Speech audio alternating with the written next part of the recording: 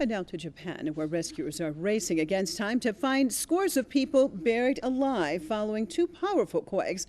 At least 32 people have been killed and some 1,000 injured in the 7.3 magnitude quake that jolted the southern island of Kyushu. Buildings have been reduced to rubble, with dozens of people missing in a wide area. Isolated villages in the mountainous area of Kumamoto have been completely cut off by landslides.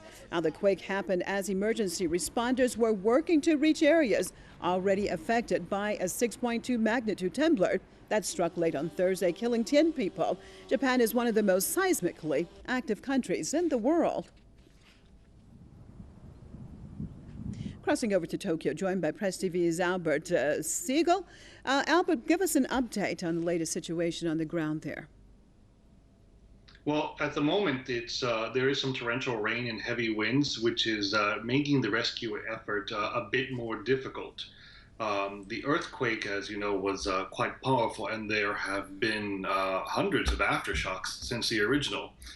These aftershocks, combined with the poor weather, along with the deteriorating condition of these buildings, is making rescue efforts very risky because, as you know, many rescuers are willing, of course, they do everything they can to rescue people, but they also don't, they have to watch out for their safety as well.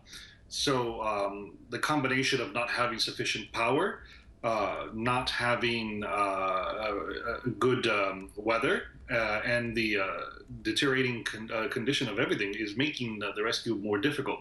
And there are dozens of reports of people, as many as 90 people are still trapped, and there are more that are unaccounted for. The death toll, the latest number I have is 41 people confirmed, and that number is expected to rise, but nobody knows by quite how much.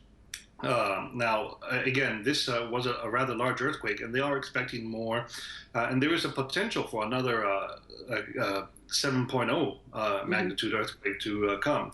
Well, tell me overall about the people then. You're talking about a possible another earthquake, at least 7.0, or and other aftershocks. Overall, tell me, the people, are they obviously not only concerned, but the anxiety, is it high in the air, especially looking at the experience of the Japanese quakes in the past? Tell me about the people side of things, Albert. Well, yeah, the people are very anxious.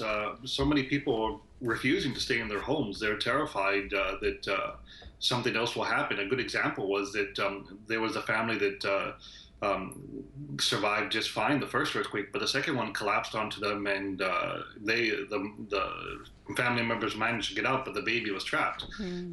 Took rescue workers somewhere between 6 to 8 hours to get that baby out, but they did get the baby out. And this sort of thing does have people nervous because there's no certainty. They don't really know what's going to happen. You have constant aftershock after aftershock. And after you experience such a big quake and you watch buildings around you collapse and collapse, well, these people have seen this. And without every shake just makes you more and more nervous. And the people are very anxious. Well, thank you so much. All our best. Press TV's Albert Siegel in Tokyo.